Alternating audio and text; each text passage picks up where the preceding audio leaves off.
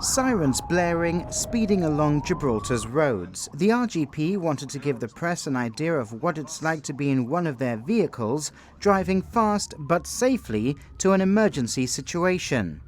It's the blue light drive, and as they told us, the RGP wanted to dispel some myths about it.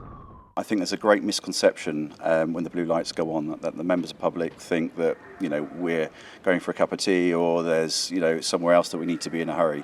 When in fact what we're trying to show them, and this is in relation to all emergency services, that we are trying to get from point A to point B as safely and as quickly as possible to deal with an emergency. All the organisations within Gibraltar now are trained underneath one umbrella, which is ERDT, which is the Emergency Response Driver Training team that come over, and we're accredited by them. So every single emergency service now within Gibraltar is trained by this organisation, has been since 2016. Hopefully we've demonstrated to you the stresses and strains that actually the drivers are under when they're under these conditions. They are constantly having to look outside the box, use the national decision-making model, take in all the problems and all the hazards that they see to make an educated decision of how they're going to deal with it on the road. Thirdly is to educate the public as well of what they need to do when an emergency service vehicle approaches them or is behind them. What we'd like them to do is to remain calm. When it's safe and clear to do so, is to pull over onto the side of the road if the road is big enough to allow that emergency service vehicle to obviously pass. Obviously within Gibraltar the roads are extremely narrow, so if you find yourself in that situation, it's to keep at the speed that you're at, don't panic, and when it's safe and clear to do so, pull over and let that vehicle go past.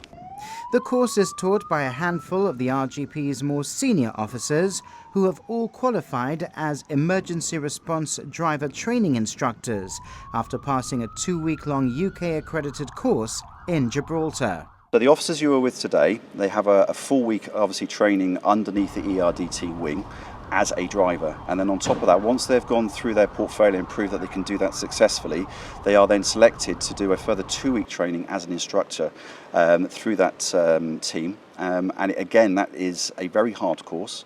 It is 2 weeks of theory and practical examinations that have to be passed all the way through to the final exam. During our ride-along, we heard our driver narrating what he saw, highlighting vehicles and pedestrians reacting to the approaching police van we were in. There's a 25% failure rate within the force because of stringent testing. It's a pass or fail course. If the officers don't pass it, they're not allowed to drive the police vehicles. Meanwhile, the GDP and Customs have also been doing blue light training over the past 2 weeks. Led by the GDP's emergency response driving instructor, Police Constable Ross McCout, 2 GDP recruits have been put through their paces as they learned to navigate safely and confidently through the roads whilst driving at high speeds.